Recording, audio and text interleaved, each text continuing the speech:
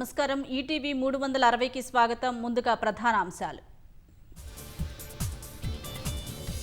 హైదరాబాద్లో గంట వ్యవధిలోనే 9 సెంటీమీటర్ల వర్షం. ట్రాఫిక్ చక్రబంధంలో సైబర్ సిటీ, ఇబ్బంది పడుతున్న వాహనదారులు. హైదరాబాద్లో అర్ధరాత్రి వరకు భారీ వర్ష సూచన. అధికారులు అప్రమత్తంగా ఉండాలని సీఎం రేవంత్ ఆదేశం. బీసీ రిజర్వేషన్లను కేంద్రం అడ్డుకుంటోందని సీఎం ధ్వజం. పీఏసీలో చర్చించి తదుపరి కార్యాచరణ చేపడతామని వెల్లడి. ఢిల్లీకి వెళ్లిన సీఎం బీసీల కోసం ఏం సాధించారని కేటీఆర్ ప్రశ్న. స్థానిక సంస్థల్లో 42% మించి ఇస్తామని స్పష్టీకరణ.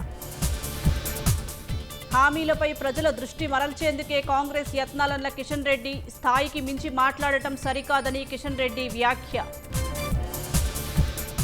సుంకాలు పెంచినా అమెరికాతో రాజీ పడేది లేదన్న ప్రధాని. రైతుల కోసం ఎంతటి మూల్యానికైనా సిద్ధమని వెల్లడి. ఎన్నికల్లో ఈసీ, బీజేపీ కుమ్మక్కై కుట్ర చేశాయన్న రాహుల్. కర్ణాటక మహదేవ్పూర్ స్థానంలో 1,00,000 ఓట్ల చోరీ జరిగిందని ఆరోపణ. రాహుల్ ఆరోపణలపై ఆధారాలు ఇవ్వాలని ఈసీ విజ్ఞప్తి.